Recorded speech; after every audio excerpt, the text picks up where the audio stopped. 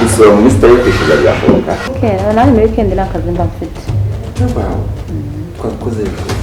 Sinajya aho ngaho se tukareba kugeza ko nta kibazo batangaje cyane kandi nawe nkaho nawe urabyumva. Iyo nyana y'inzu y'umugabo igiye kuza aha ngaha turebe ibya uyu munsi karashoboka. Wese urebe.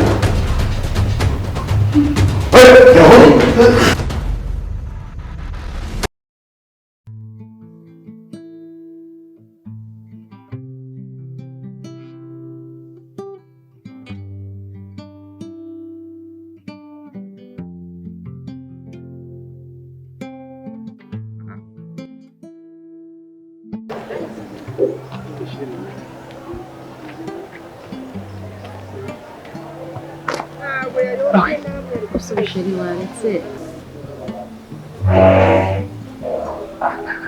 Iba nta mpamvu kumasa pe. Koja kado. Kado. Yes boss. Guna. Iba nta mpamvu kumasa. Ejo nakuye ndongera kura aho uramba yakora cyangwa nayo ahumye byose ibyarbyongera ibyirunda. Gari banye kwani kandi ashobora kugira baki. Ariko uri kubona ko nanangiye gukora amasuku rwose. Bindi minsi ariko ntiwakoraga wakoze ejo gusa. Amasuku ndakora rwose. Kurikirana ibintu bituma.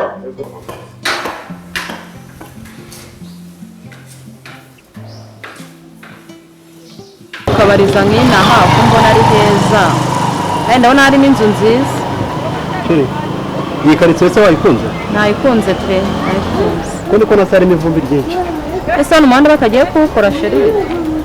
Kwa muganga. Kandi hano hepfo nabonye n'ikigo cy'amashuri abana bakiga haba hafi. Ariko sheri kubona ahantu ari kure y'akazi buri amafaranga amatike yabagiye kwikuba kabiri. Sheri nyine urabona turebye aho twari dutuye ni hafi, ntabwo ari hafi naho y'akazi. Ariko nitujya kureba inzu hafi y'akazi amafaranga ariko katubanze turebe inzu uko bimeze, umwanzuro turawufata nyuma twabanje no kubona inzu uko imeze nimba ari na nziza. Ahubwo icyaba cyiza kugira ngo dukomeze tugende twashyiraho umukomisiyoneri wabaza amazu akatwereka. Hano hantu ni heza, nahakunze. Sheri ni heza pe, ni heza cyane ni ukuri nshaka kugenda. Niwe ni bose n'umuntu ikorera. Niwe n'abana bawe. Niba rero mahitamo yawe nta kibazo twabikora. Ahubwo bikadushaka umukomisiyoneri hano hafi. Siko yadusayidi. Ikibazo uramugabo bagaze.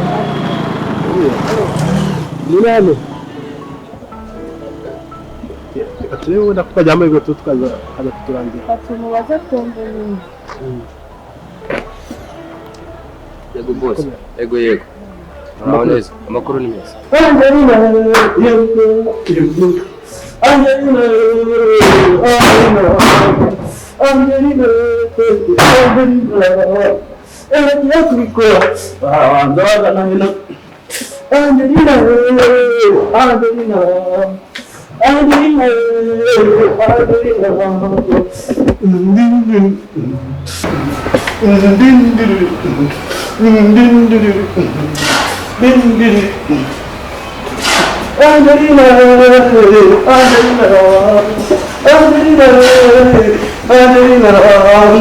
Wese tushaka ubufasha bwo kuturanya mu komisiyoneri hano ko tushaka inzu hano hafi. Nawe rero ubundi kunywa gasepa umukomisiyoneri nawe nibyo ukora niko kazi kanjye rwose. waturanya akazi keza karahano Amasuku iri mu gipangu nyine nziza. Mushaka inzu nziza ifite amasuku kandi ahantu hatuje hameze neza. Cyane. Iyo ndayifite rero. Inzira hari rwose ndayifite kandi ni nziza. Ifite amasuku. Bitewe n'ukuntu mbona muri abasirimu. Inzu mfite ndabizi neza ntimwana yanjye. Gusa nyirayo arahenda ariko ndamuganiriza nyine arayibahera make. Hagati ya 400 na 600. ati watugezeyo Ntabwo ari kure hano hafi cyane rwose. Twagerayo rwose mu karere. Tugereyo nta kibazo pe.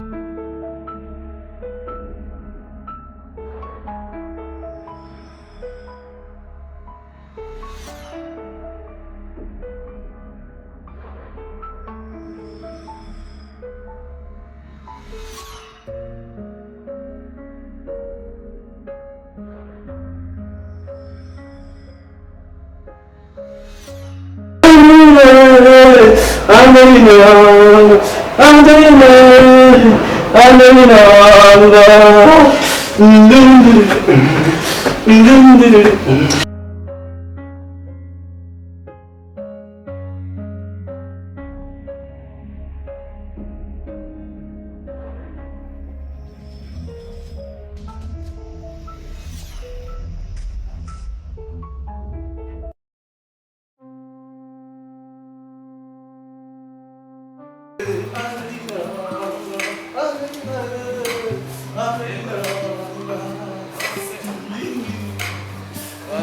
urabona hano hantu hasa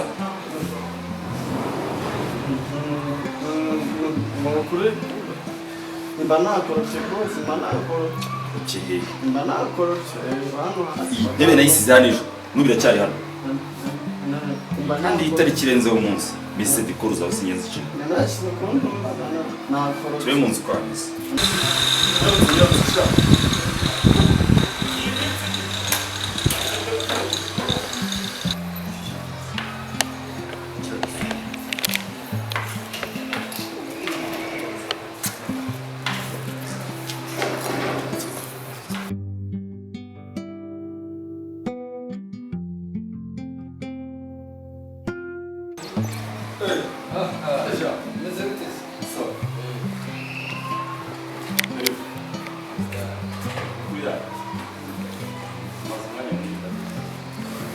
nakubwiraga nyine bashaka yawe ino nzu yawe se buriya inzu muzashobora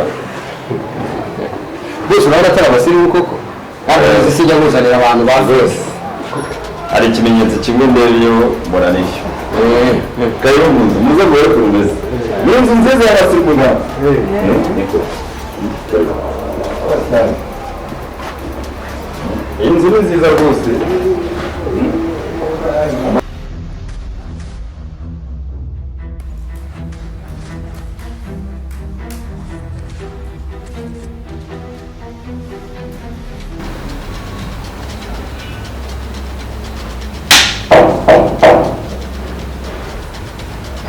Ninde?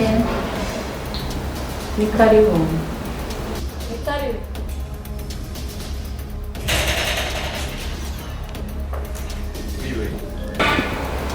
harimo se ko nari mbasuye Hoya nta kibazo ni karibu.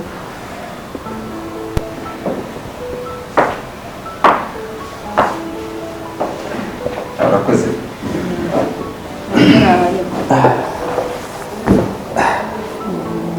umeze ute hano ko hari amafura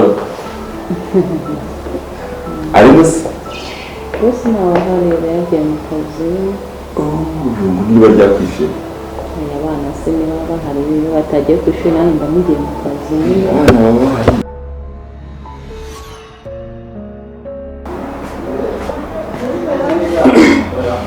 Shubite. sashiri Namaste. n'izishiri aha ntabwo uri bujye uyu munsi Umva wowe rero kusezera no kuvuga ngo ndagiye. uragiye none Nakuye nagiye. ariko nta kibazo reka uretse hamwe ku mafaranga makeya Amafaranga. yanasigara ubusa faranga noneho ndaza kugusinyira agasheke nzakabwira kuroga zakakuzanira Sawa, thanks Sherry. sabe Bye. ndagukunda mama none se shiri wajya umpaye akantu ko kunywa Kadati nakaguhereza ngende ukubita nakererewe. ofu nari ndabyemera mbwira ntazanira akantu ko kunywa ariko mbonye muri firigo harimo byinshi kandi sinzi nibyo koko harimo akabitsingi karimo yenzi n'akabitsingi gakonje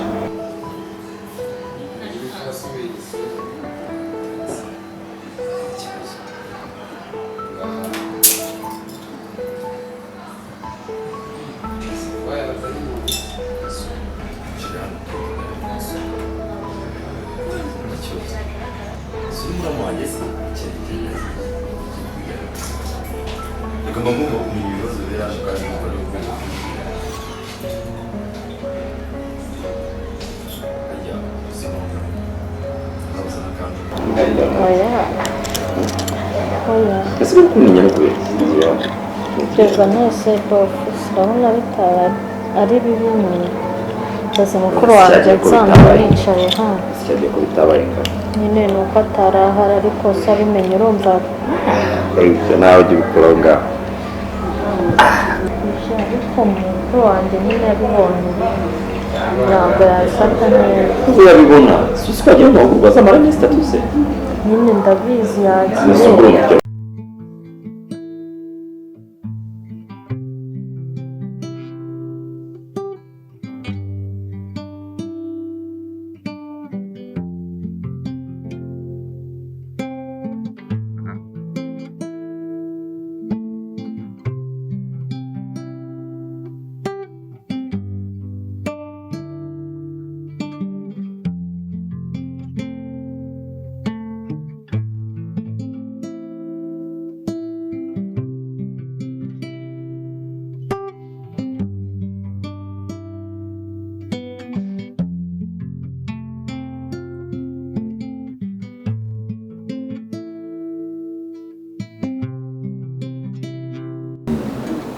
akazi nyine mba ndi kubakora nanjye mu rugo y'abana baba bagiye ku ishuri ubundi akazi nkora simba nshaka na stress nshaka kugakora ndi njyenyine ugicishamo ukaruhuka yanga aruhuka ni ukuri kure kugicishamo ukaruhuka gutembera hanze nzaruhuka se akazi mba nshaka kwa gatanu ndabona umeze neza da none se twavuze nibagirwa kukubwira twakiriza agatezi excuse me ari agatotsi kaba karimo ikibazo kawe bari kumuzanira mbere agakunje kabisa kaba keza kurusha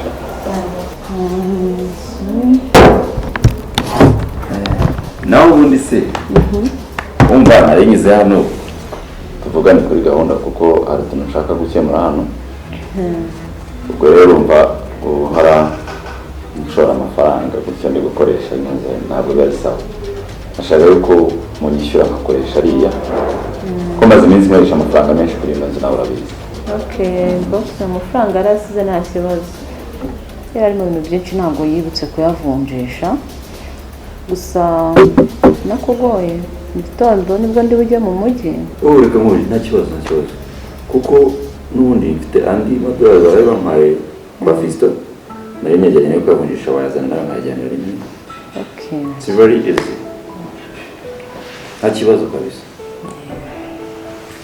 ubwo kanyazane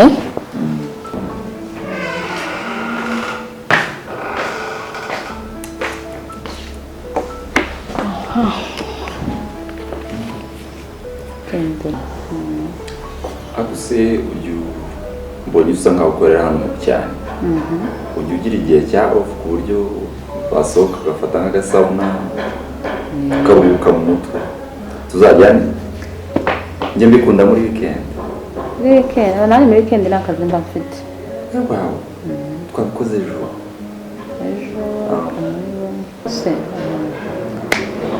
mbese n'ubundi nkunda kuba ndi jyenyine akenshi na kenshi aho ariho hose twakasangira nta kibazo igihe cyose uzaba ufite umwanya uzasinyara inzetazi ku bwawe ndahari ubwite ngwino ntabwo bigoye atari ibintu byoroshye urakoze katubare hejuru yatatse hanze amarembo ntiwageze ku muhanda hano hantu haba hameze neza iyo hatabaganisha cyane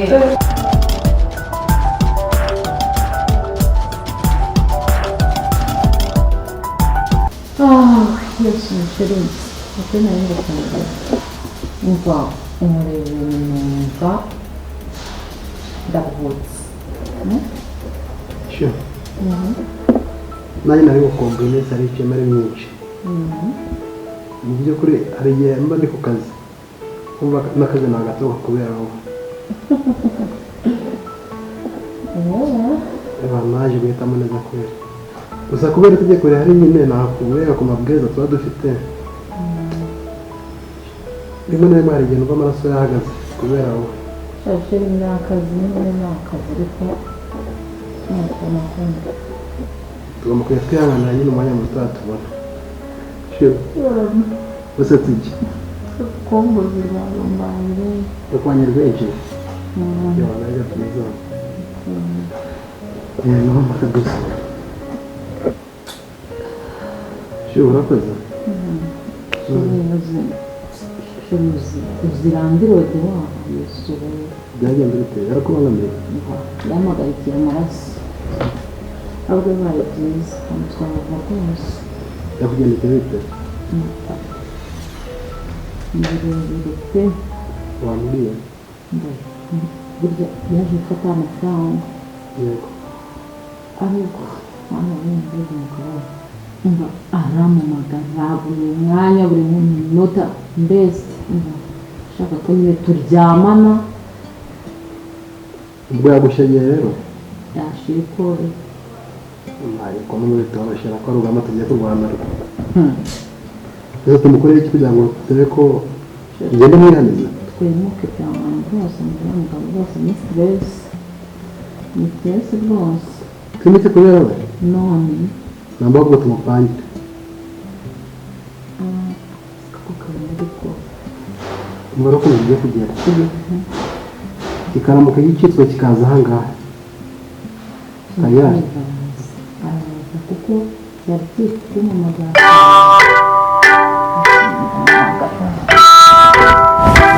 Niboneka kagiye. hashere mu make Reka ikiguhamagara. Gifata. abo Oui. Umeze gute mama mwiza? ni sawa Waburanye kuva kare? hari utuntu nari ndimo nyine nitwo nari ndi gutunganya None se we ko ugutse? Aho sinajya aho ngaho se tukareba ko tugeze dore ko nanjye maze baganga agiye mu cyaro ntazi kandi nawe meze nkaho nawe urabyumva gute se sinzi niyo naza ariko umubiri bari ikeneye kugabanyishwa ukarigabanya bikaba ari byeyi nta kibazo uhanyure turareba nta kibazo ni karibu nawe niyo mpamvu ukunda muntu sawa neza tugiye kuza Kurumva rwakutuye. ako nateka tugakora ibintu bishoboye Yego. Bijyanye na kose. amafaranga twishyura tukikure kandi umva Ko byamye kuzirika umurizo wacyo reka tuyigize. Dore y'inzu. tukemeze natwe Ibana kabisa. Sho. Ndagukunda kabisa. Kandi akwizera. nkungo Yego.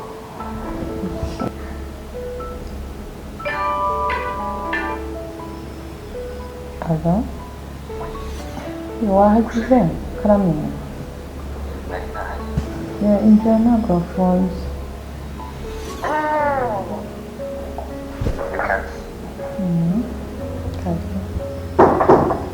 ni karibu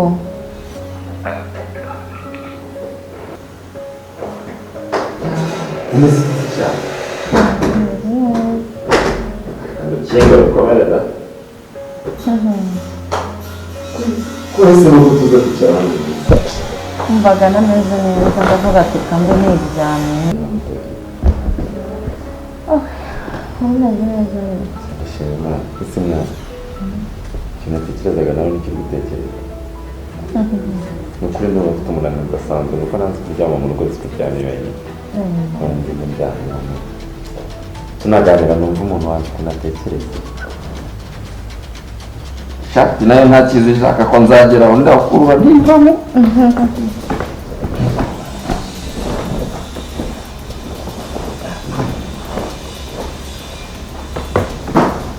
Azagifa.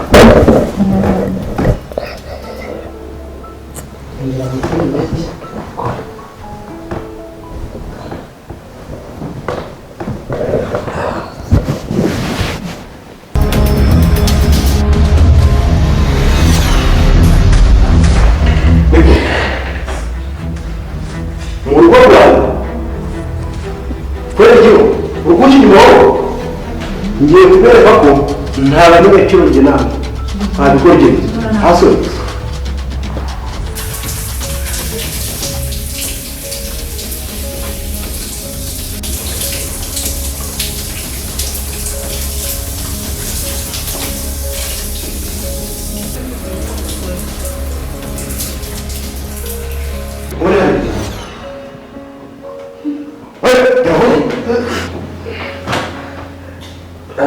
amaboko hejuru hariya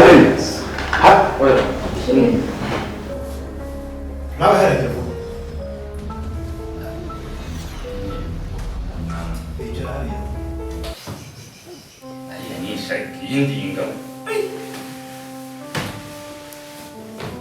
hariya vuba nawe hariya Ariko hari ubundi buryo byakagenzemo.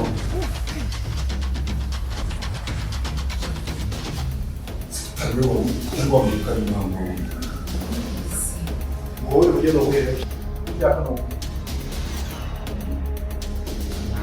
umugabo mu rugo rwanjye Gusa ni umurari.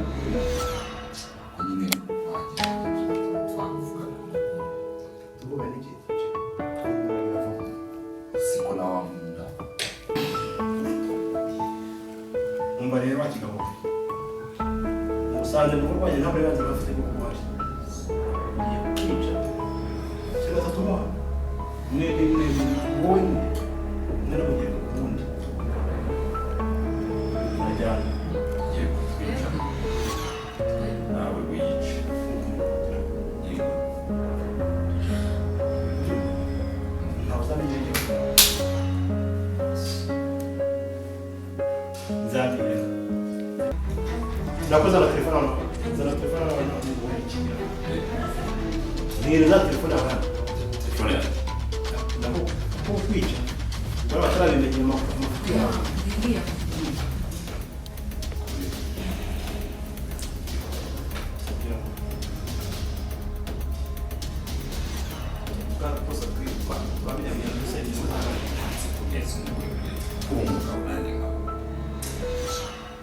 amafuti yawe yamenye anapfe azicuza ze Sobanura witeguye kunyakira umugabo ndabona ntazi.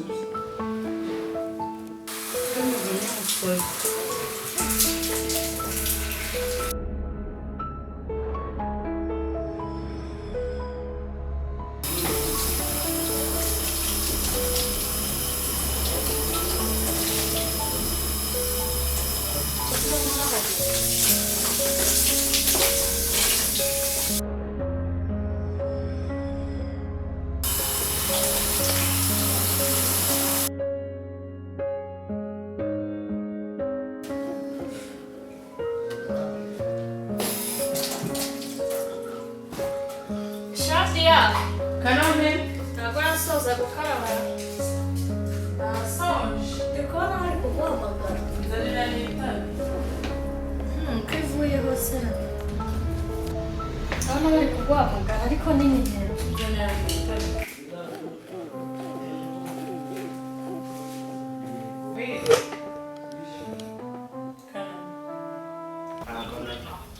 arakora njya umwete mu rugo hano uba biri hafi wamfashe kuhagera Iryo ni rugoza ryanjye. uba biri hafi mu rugo wagira hano mu rugo ukahagera kubera akantu wafashe birihutirwa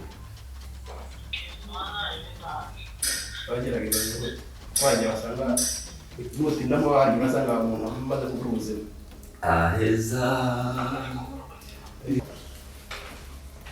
karibu